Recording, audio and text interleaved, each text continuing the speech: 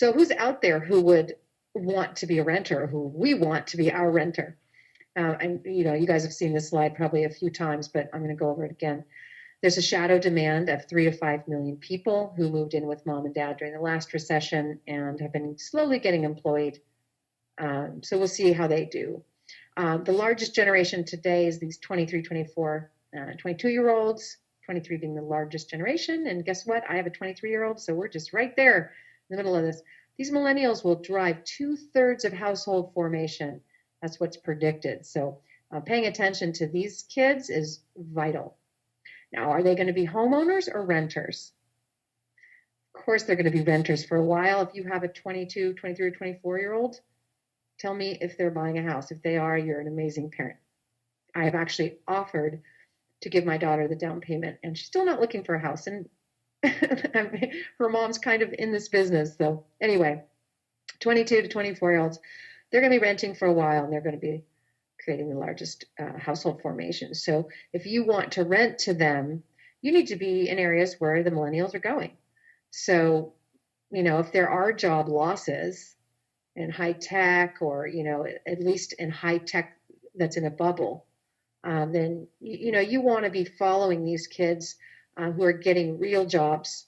And what I mean by that is I have a wonderful employee who told me that her friend got hired in San Francisco as a startup, first job, was making over $100,000 a year as an executive assistant, no experience, nothing.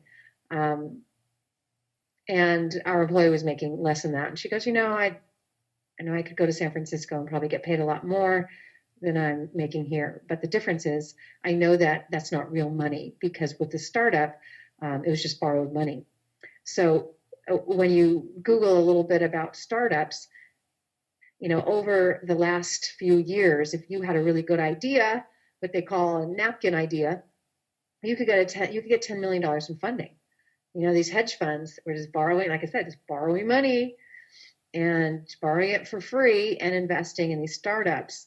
And so if you're a startup and you got $10 million venture capital money, sure, you can pay $100,000 salaries to people who have no experience, and you can lease up buildings in San Francisco and have no income to show for it. So if you want to have a job that's recession-proof, or if you want tenants that are recession-proof, make sure that they're working for companies that aren't basing their revenues on borrowed money, 100% like that. We've got to see earnings. Now, only 31% of Gen Xers want to buy homes, because this is a generation that really got foreclosed on. The Gen X generation was buying in 2006. That was kind of their peak home buying time.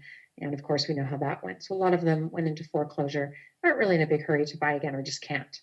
So these people are most likely going to be renters. So we've got the millennials who are renting, the Gen Xers, many who are renting. The U.S. population is growing by 4.5 million every year. When you really dive into those numbers, it's mostly immigration.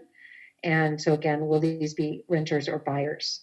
And certainly in the coming years, they will most likely be renters.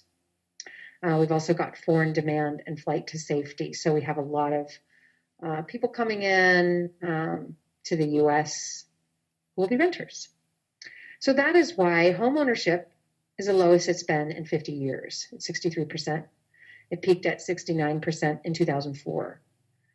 We lost 1 million net homeowner households over the past 10 years and gained 10 million new rental households, and that is only going to continue to climb. So we believe here at Real Wealth Network that we're going to see huge demand for affordable rental housing for at least 10 years until the economy recovers, which is expected at least, in 10 years that the economy will be recovered, and that there will be these millennials who will be just ripe for buying a home. That's going to be, they're going to be getting close to their peak home buying years. So again, more on rental demand. Rental household growth averaged 770,000 since 2004. And interestingly, like I said, we know that the Gen Xers, were maybe not going to jump back into home ownership, but ages 45 to 64 had twice the rental growth as those under 35. It's a very fascinating statistic, and it surprised me for sure. National vacancy rate is down to 7%, lowest in 20 years. As I said, huge demand for rentals for at least 10 years. Single family rental growth has been faster than multifamily by 35%. That's interesting. Again, a lot of people like to have their own home, not necessarily want to have a multifamily property. And rents are expected to continue to increase simply because there's more demand for rentals than there is rental property.